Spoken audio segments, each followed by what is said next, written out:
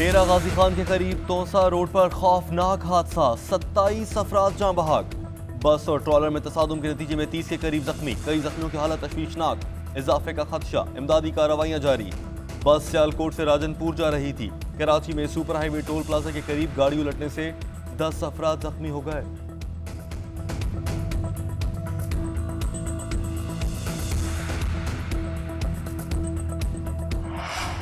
हज का रुकने आज़म वकूफ़ अरफा आज अदा किया जाएगा। आज़मीन हज की मैदान अरफात रवानगी मस्जिद नमरा में खुतबा हज सुनेंगे। ज़ोहर और असर की नमाज इकट्ठी अदा की जाएगी। गुरूब आफ्ताब के बाद आज़मीन मुज़दलिफ़ा रवाना होंगे। मक्का मुकरमा में ग़िलाफ़ काबा तब्दील करने की रूह परवर तकरीब।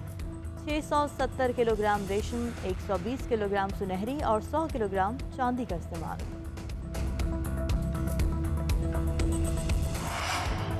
पाकिस्तान में कोरोना से मज़ीद 30 अफराद इंतकाल कर गए। मुल्क भर में अमवात की तादाद 22,811 हो गई। 24 घंटों में कोरोना के 2,452 नए केसेस सामने आए। मुस्बत केसेस की शरह 4.95% रही। गुज़श्ता 24 घंटों में 49,503 टेस्ट किए गए।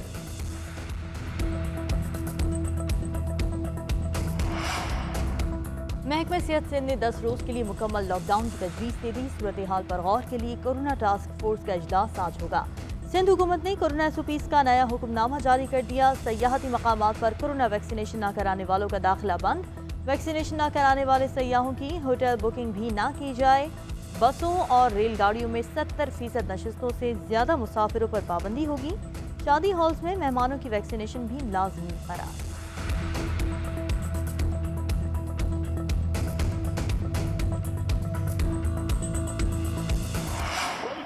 नहीं किया गया अभी तक, हमने तो पर्चा दिया इनके कहने पे कि किडनैप किया गया। मैं सारी कौम को ये बताना चाहता हूँ, ये इंटरनेशनल साजिश है, ये रॉ का एजेंडा है। ये शॉपिंग के लिए खड्डा मार्केट गई है, खड्डा मार्केट से इसने टैक्सी ली है। वो ड्राइवर भी हमारे पास है, मालिक भी हमारे पास है। अफगान सफीर की बेटी को अगवा नहीं किया गया, अपनी मर्जी से रावलपिंडी गई। वजीर दाखिला शेख रशीद कहते हैं सफीर की बेटी F7 से दामने को गई, वहां से F9 पार्क गई। लड़की ने पहले कहा मुल्जिमान मोबाइल फोन ले गए, फिर फोन दे दिया मगर डेटा डिलीट कर दिया। CCTV वीडियो देखी है, 2 नहीं 3 टैक्सियां थीं। मीडिया पर चलने वाली तस्वीर उस लड़की की नहीं, जाली हैं। ये आलमी साजिश है, रॉ का एजेंडा है। CPAC समेत तमाम मंसूबों पर काम जारी रहेगा। अफगान सफीर की बेटी के अगवा का वाकया मशकूक हो गया। सिलसिला अली खैर से तफ्तीशी टीम की मुलाकात। बयान रिकॉर्ड करते हुए कहा कि अपने भाई के लिए सालगिरह का तोहफा लेने घर से निकली। वापसी पर टैक्सी की अगली सीट पर नामालूम शख्स आकर बैठ गया और तशद्दुद का निशाना बनाया। तफ्तीशी टीम ने सवाल किया कि आप रावलपिंडी क्या लेने गई थी। लड़की की रावलपिंडी जाने की तरदीद। इनकार पर तफ्तीशी हुकाम ने उसके अहले खाना को CCTV फुटेज दिखा दी।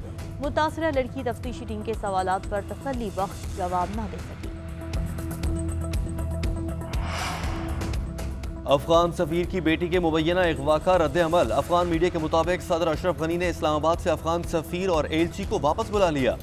अशरफ गनी ने कहा कि अफगान सफीर की बेटी के अगवाकारों को सजा मिलनी चाहिए। पाकिस्तान में अफगान सिफारती अमले के तहफ़्फ़ुज़ को यकीनी बनाया जाए। पाकिस्तानी दफ्तर ख़ारजा के मुताबिक अब हुकूमत अफगान का फैसला अफसोसनाक है। वज़ीर आज़म के हुक्म के मुताबिक पहले ही आला सतह पर तहक़ीक़ात जारी हैं।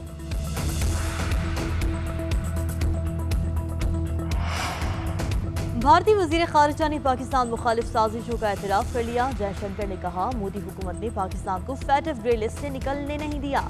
हमारी वजह से पाकिस्तान आलमी फोरम की नज़र में है। हम पाकिस्तान पर दबाव डालने में कामयाब रहे हैं। भारत के दबाव की वजह से पाकिस्तान अपना रवैया तब्दील करने पर मजबूर हुआ।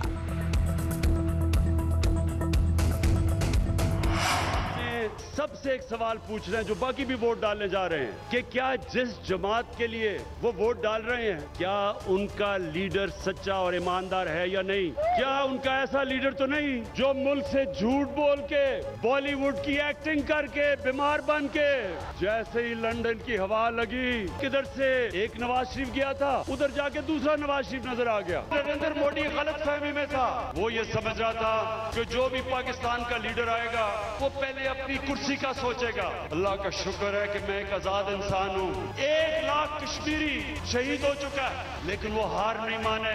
बचपन से मैंने फैसला किया था कि अल्लाह जब भी तूने मुझे मौका दिया, मैं कश्मीर का केस सारी दुनिया में लड़ूंगा।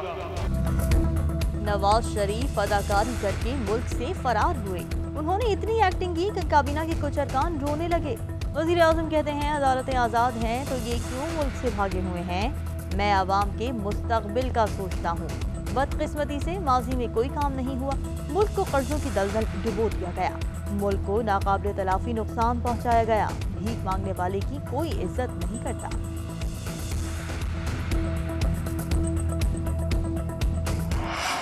सीटों वालों याद रखना, तुम्हारी 2016 में भी 2 सीटों की औकात थी, आज भी 2 सीटों की औकात है। 3 साल से तुम हुकूमत में हो और एक पेज पर होने के बावजूद, इसको कहता था ना सेम पेज पे हैं, वो अब शेम पेज बन चुका है। सेम पेज अब शेम पेज बन चुका है। तुम्हारी पहले भी 2 सीटों की औकात थी, आज भी वही है। नून लीग की इलेक्शन मुहिम इतनी जानदार थी कि सिलेक्टेड को आजाद कश्मीर आना पड़ गया। मरियम नवाज का जलसे से खिताब, कहा ये कठपुतली वजीर आजम लाकर आजाद कश्मीर की आजाद शनाख्त छीनना चाहते हैं। ये पाकिस्तान में जो तब्दीली लाए हैं उसको तब्दीली नहीं तबाही कहते हैं। आज से मॉनसून के एक और स्पेल की एंट्री। मुल्क के मुख्तलिफ इलाकों में गरज बरस की पेशगोई। इस्लामाबाद में रात गए मूसलाधार बारिश, जल थल एक हो गया। बारिश के बाद शहर के मुख्तलिफ सेक्टर्स में बिजली गायब। आज़ाद कश्मीर के शहर कोटली और गिरदनवाह में भी गरज चमक के साथ बारिश। नकियार, खुईरटा और तत्ता पानी में भी बारिश की वजह से मौसम खुशगवार।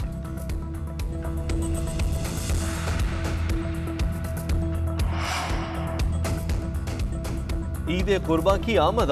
मवेशी मंडियों में खरीदारों का रश। रात गई भी रौनकें उरूज पर। व्यापारियों और खरीदारियों में पैसों पर तकरार। रेसलर इनाम बट भी जानवर खरीदने मंडी जा पहुंचे। सऊदी सहाफी जमाल खशोगी के करीबी लोगों के फोन हैक करने के लिए इजरायली फौज का जासूसी निजाम इस्तेमाल हुआ। अमरीकी अखबार वॉशिंगटन पोस्ट और उसके 16 मीडिया पार्टनर्स ने तहकीकाती रिपोर्ट जारी कर दी। रिपोर्ट के मुताबिक खशोगी की करीबी 2 खवातीन समेत 37 फोन हैक किए गए। सहाफियों, इंसानी हुकूक के कारकुनान, सरमायाकारों के भी फोन शामिल। खशोगी की मंगेतर का भी फोन हैक किया गया था।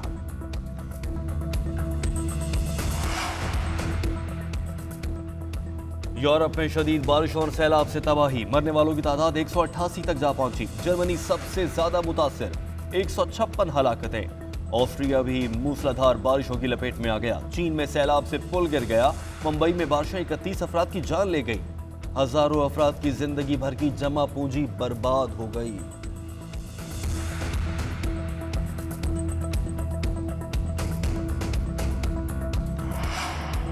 बरतानिया में 68% से ज्यादा अफराद की वैक्सीनेशन मुकम्मल। हुकूमत ने मुल्क भर में कोरोना पाबंदियां खत्म कर दी। मास्क पहनने और घर से काम करने के अहकामात मनसूख।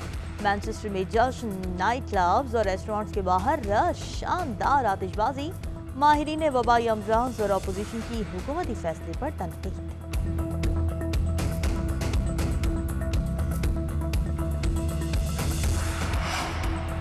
कौमी बल्लेबाज फिर नाकाम। इंग्लैंड के हाथों दूसरे T20 में 45 रन से शिकस्त।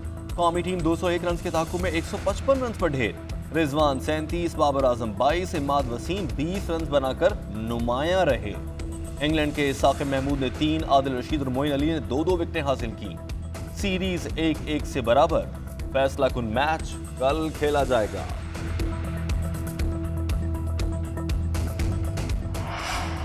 उर्दू अदब के अजीम फ़कीर मंशायर सागिर सिद्दीकी को दुनिया से रुखसत हुए 47 बरस बीत गए।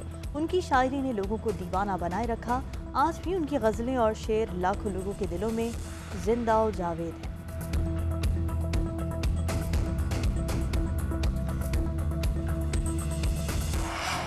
और दिलकश अंदाज, दिलों को छू लेने वाली अदाकारी। निस्फ सदी से शायकीन के दिलों में बसने वाले अजीम फनकार नदीम आज अपनी 80वीं सालगिरह मना रहे हैं।